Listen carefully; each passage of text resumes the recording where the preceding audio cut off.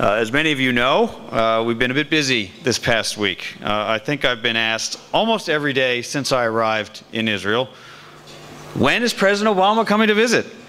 And I consistently said the truth, which was that I had no news to share, but that I knew he was looking forward to coming.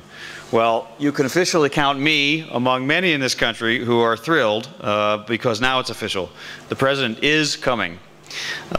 He will be coming later this spring, and this is really more historic, I think, than sometimes is appreciated, in the sense that only 4 previous sitting United States presidents have ever visited Israel. The choice of Israel as the first overseas visit of President Obama's second term is emblematic of the strong and unbreakable bilateral relationship between the United States and Israel. It's an opportunity to reaffirm our deep and enduring ties, as well as convey the recognition that we have a common set of interests to advance and to protect, and a common set of challenges to tackle together. Iran and Syria are among the most pressing concerns that require strong mutual resolve and coordination, along with returning to Israeli-Palestinian negotiations. The Prime Minister and the President both singled out those critical issues for intense focus during their visit, along with our broad bilateral agenda. We're grateful to President Peres and Prime Minister Netanyahu for their invitations, and I know President Obama deeply looks forward to meeting with both of them. Almost a year and a half ago, President Obama sent me to Israel as his ambassador, and in the time since, I've been delighted to meet with Israelis from across the country, and I'm proud to say that I've seen many instances of cooperation between the United States and Israel, not just on the government-to-government level, but on the people-to-people level. That unbreakable bond that our two countries share is rooted in the common interests and shared values of our people, which we prize and hold dear. And this bond is constantly being strengthened by the dedication and hard work of individuals and organizations such as those represented in the Conference of Presidents. As you know, we're located in one of the most complicated regions in the world. And there are many serious issues to address, some of which I'll go into in a moment. But I can honestly say that my task as the American ambassador here is made much easier by the knowledge that there are such committed organizations of American citizens, such as yours, who share the goal and work every day to deepen the U.S.-Israel relationship. Now, it goes without saying that the relationship between the United States and Israel is bipartisan, it's multifaceted, it goes all the way back to the founding of the State of Israel. This long history and extremely close cooperation between our governments has been maintained through every administration in both countries, regardless of party. Under the Obama administration, the relationship has grown stronger, and our commitment to Israel's security has been proven multiple times, from the attack on the Israeli embassy in Cairo, during which President Obama personally intervened to ensure the rescue of the Israeli diplomats, to our common commitment to prevent Iran from acquiring a nuclear weapon, to our steadfast support for Israel's right to self-defense during the recent escalation in Gaza. Now, although President Obama has been here twice as a senator, undoubtedly his first visit here as President of the United States will underscore to Israelis, to Americans, and to the international community, and very importantly, to certain key audiences in this region, the importance and the unbreakable quality of the relationship and the close cooperation between us. The very phrase U.S.-Israel relationship instantly brings to mind the strong cooperation on security and the close cultural ties between our communities, but not often enough does it bring to mind the burgeoning economic relationship between the two countries. I'll spend just a moment on it. I want to emphasize that tonight. Since the State of Israel's founding, economic ties with the United States have grown to the point where America is now Israel's largest trading partner. I want to let that sink in for a minute and give you some data points that help illustrate how strong that economic relationship is. First, two-way trade in goods and services between the United States and Israel now exceeds $40 billion per year. And second, American direct investment in Israel and Israeli investment in America totals upwards of $20 billion per year. Now, no matter how you look at it, those numbers are very significant. They translate into jobs in both countries. American companies and their representatives directly employ about 60,000 Israelis, a full 2% of the Israeli workforce. At the same time, tens of thousands of jobs have been created in the United States by Israeli companies. This job creation is perhaps one of the clearest and most tangible expressions of how U.S.-Israel relationships can and do enhance the lives of our citizens. and they therefore provide an undergirding for the broader strategic relationship. There are extensive ties between our high-tech industries, building on Israel's reputation as the startup nation, and significant cooperation in the fields of natural gas, green technologies, and medical technologies. So I want to commend everybody here tonight who has contributed in any way, invested any of your time, your energy, your resources, your capital in developing those relationships, specifically the business and economic relationships. The success of the U.S.-Israel relationship highlights the tremendous potential there is across the board for further cooperation, especially on important issues such as renewable energy, the environment, science and technology, and cybersecurity. In the upcoming year, I'll look forward to continuing the dialogue to work with Israeli friends in government and the private sector to find ways to deepen cooperation and achieve new successes that will build on the previous 65 years of accomplishments. Now, the ties between the individuals that later flourish into bright relationships often take root early on for Americans and Israelis and are often given the space and inspiration to grow at our universities and colleges. Having spent a semester here before college and my sophomore year at Hebrew University, compelled and drawn by the opportunity to study in Israel, to discover Jerusalem with its historic neighborhoods and its unique atmosphere, I speak from personal experience when I note that the deep connections that educational institutions can foster. Every year, hundreds of American and Israeli students come to Israel to study, and numerous Israeli students travel to study in American universities, including those on Fulbright scholarships provided by the Department of State. The embassy works very closely with Israeli universities and high schools, providing English lessons through our Access program and having what we call America Days at the universities. These are fun, full-day affairs where a contingent from the embassy will arrive, decorate the campus with red, white, and blue, and give lectures to different departments, and usually bring along American musicians or dancers to act and perform while we meet the students. I also send embassy officers out to meet the community and give talks on various topics. I'm particularly proud that this month, which is Black History Month in the United States, we will have dozens of diplomats speaking and meeting with high school students around the country about African American history, including the 100th anniversary of the birth of Rosa Parks. And the enthusiastic reaction these talks get shows how drawn young Israelis are to connecting with the United States. This outreach ties into what has been one of my highest priorities since arriving in Israel, which is to have embassy officers, myself included, get out and visit and spend time in places in Israel where we have not spent as much time before, and to speak and meet with communities that have not had the opportunity to get to know the United States as well, nor who we have gotten to know as well. I spent full days in places like Arad, Bnei Brak, Beit Sha'an, Kiryat Gat, Nazareth, getting to know Israelis of all backgrounds, and I can assure you they're a little puzzled sometimes to see the American ambassador spending a full day there. This is something I want to encourage all of you to do when you travel throughout Israel as well, because the relationships we currently have with each other are very important for now and will be for the next several years. We need to plan for the future of the U.S.-Israel relationship, and that involves developing relationships outside of the traditional communities in Jerusalem and Tel Aviv, in our New York, Washington, Boston centers, outside of government offices as well.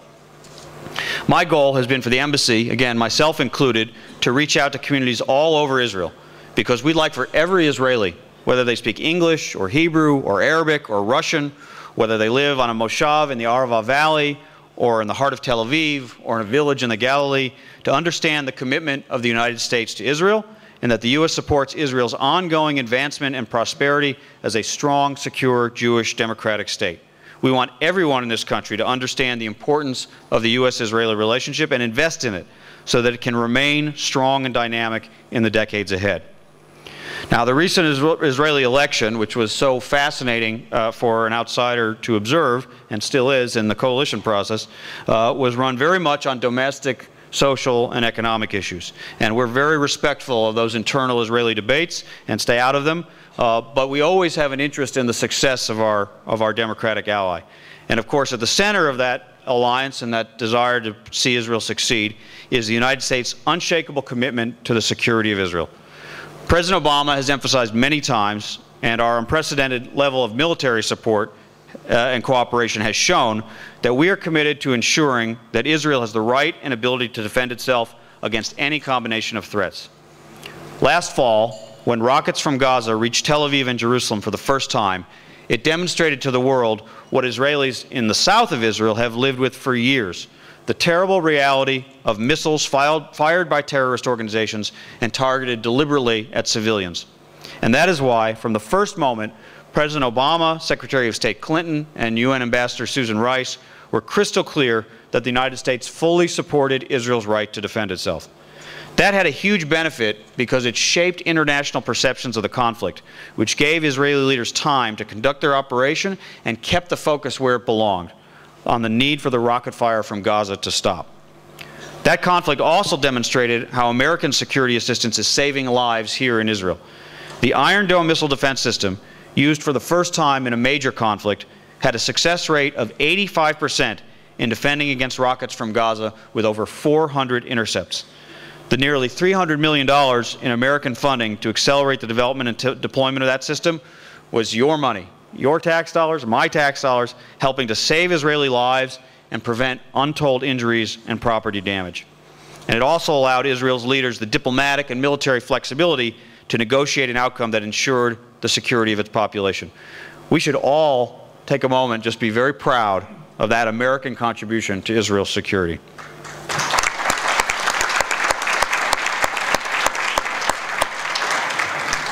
At the same time, together with Israel, we used all possible diplomatic efforts to stop the rocket fire. Despite being in the midst of a historic trip to Asia, Secretary of State Clinton used every spare moment in a special effort to engage her counterparts around the world to support our efforts to de-escalate.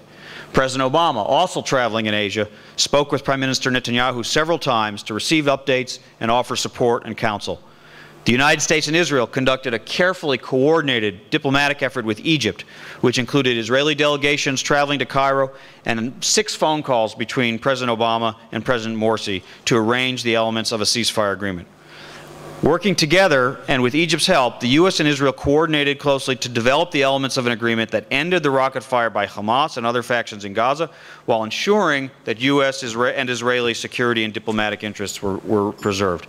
That coordination culminated in Secretary Clinton's visit to Israel to prepare for her trip to Cairo and the eventual ceasefire agreement.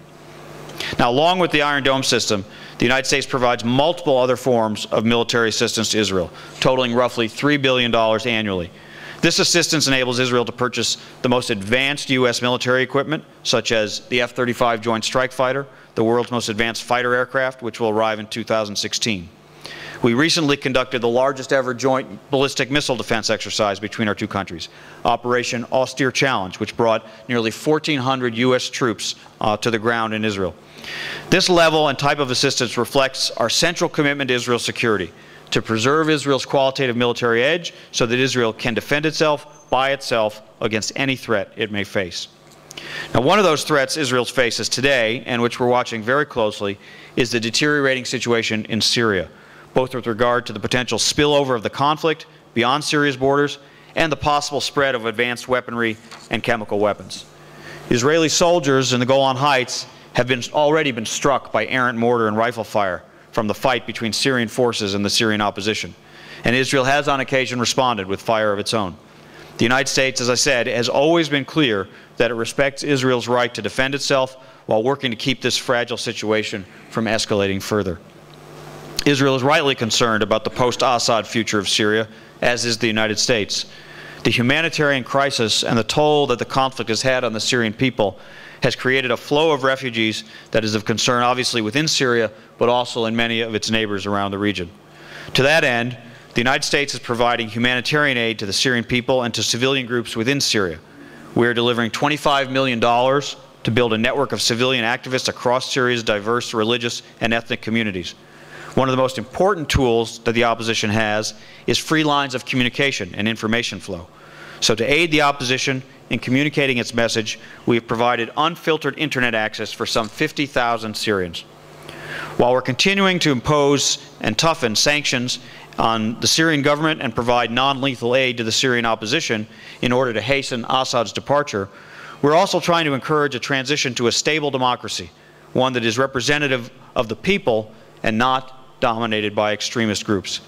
As part of that process, the United States recognized, along with many other nations, the National Coalition for Syrian Revolutionary and Opposition Forces as the legitimate representative of the Syrian people. Its members are working to develop the institutions necessary to govern a post-Assad Syria. Although the Assad regime seeks to portray this crisis as a fight against extremists, the majority of the opposition is comprised of ordinary Syrians who are tired of this dictatorship and who yearn for freedom. We've been very clear in calling on all members of the opposition to publicly reject the efforts of extremists to hijack the legitimate aspirations of the Syrian people. And we will continue to work with the opposition and our other partners so these extremists do not exploit the situation for their own agendas. We'll also continue to closely monitor Syria's proliferation-sensitive materials and facilities. As the opposition makes strategic advances and grows in strength, the Assad regime has been unable to halt the opposition's progress through conventional means. We're concerned that an increasingly beleaguered regime, having found its escalation of violence through conventional means inadequate, might be considering the use of chemical weapons against the Syrian people. President Obama has been very clear that any indication of the use of chemical weapons would be a red line for the United States, and that seems to have helped deter Assad from using them. We're coordinating with Israel, Jordan, Turkey, and other partners to take the measures necessary to ensure that these chemical weapons do not fall into the wrong hands and will remain secure so that the next Syrian government can undertake to dispose of them responsibly. Meanwhile, we have never taken our eye off the critical task of preventing Iran from acquiring a nuclear weapon. Through extraordinarily close, high-level coordination, the United States and Israel have developed a common understanding of the threat a nuclear Iran would pose, a common intelligence basis upon which to judge the progress of the Iranian nuclear program, a common strategy, together with many other nations, to use unprecedented sanctions and economic pressure to induce Iran to change course. And of course, we have a common goal: to prevent Iran from acquiring a nuclear weapon, not to contain a nuclear Iran. We have a shared preference to try to resolve this issue diplomatically, but also a shared principle that no options are off the table, including the military option. A nuclear-armed Iran is not just an existential threat to Israel. It is that. It would also pose a grave threat to the security of the United States and our allies and the world. It would heighten the possibility that nuclear weapons could fall into the hands of terrorist organizations. It would spark a nuclear arms race in this volatile Middle East. It could collapse the global nuclear non-proliferation system. And a nuclear umbrella would embolden Iran in its support for terrorist organizations like Hezbollah and Hamas and threaten freedom of navigation in the Persian Gulf. We have mobilized the international community around this issue. Together, we have put in place the strongest sanctions that the Iranian government has ever faced, to include sanctions on Iran's banking, shipping, and petroleum sectors. We've convinced all 27 nations of the European Union to stop importing Iranian oil, and all 20 other major global importers of Iranian oil, including Japan, India, China, Turkey, and South Korea, to make significant cuts. The result is that Iran's currency is worth less than half of what it was last November, and unemployment and prices are skyrocketing. The pressure is real, and it is growing. We remain committed to working with the P5+1 on a dual-track approach to persuade Iran to come into compliance with its international obligations regarding its nuclear program. These negotiations will resume in Kazakhstan in about 2 weeks' time. But our message to Iran, and it's a united message with the other members of the P5+1, is clear. The window remains open to resolve diplomatically the international community's concerns about your nuclear program and to relieve Iran's isolation. But that window cannot remain open indefinitely. It is up to Iran to follow through and demonstrate it is serious. Until Iran complies with all its international nuclear obligations, we will further increase the pressure. We will not let up until we achieve our goal, which is to prevent a nuclear Iran.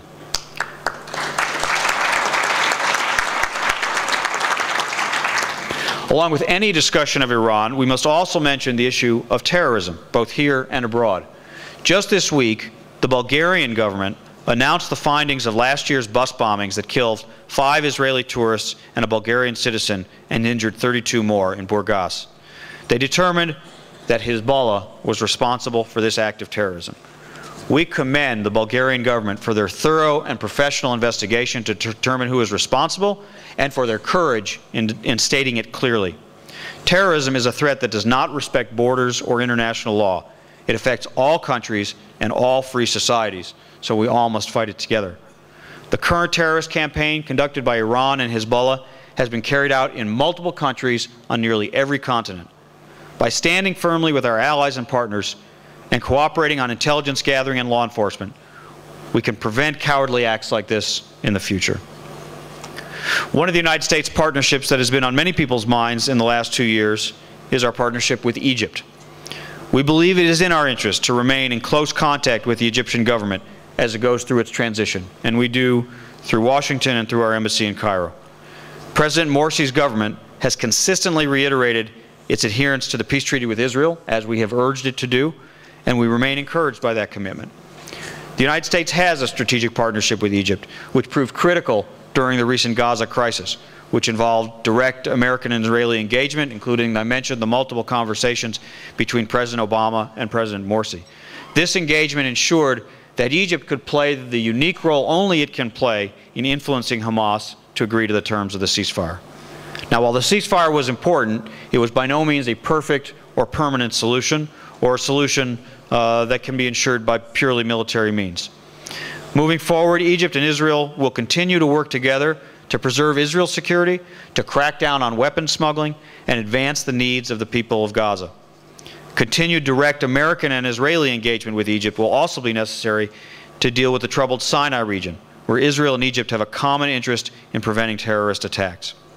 Regarding the revolution in Egypt, we support the democratic transition there, but we continue to be concerned about the violence, especially since the adoption of the Constitution. Came to Israel, he brought three important things with him: a real strong Jewish background, real expertise in the problems and issues of the region, and consummate diplomatic skills. And you saw all of that on display this evening. Ambassador Shapiro, we are honored to have you representing our country in Israel. We have a couple of gifts for you. One is the certificate from the conference for your contribution to fostering U.S.-Israel special relationship, signed by Richard Stone, Mort Zuckerman, and Malcolm Hoenlein. And a tzedakah box presented with appreciation by the Conference of Presidents that on each side has a depiction of the old city of Jerusalem, and we give this in friendship and with respect. Thank you very much. Thank you, Dan. Okay. Thank you. United Catholic Church.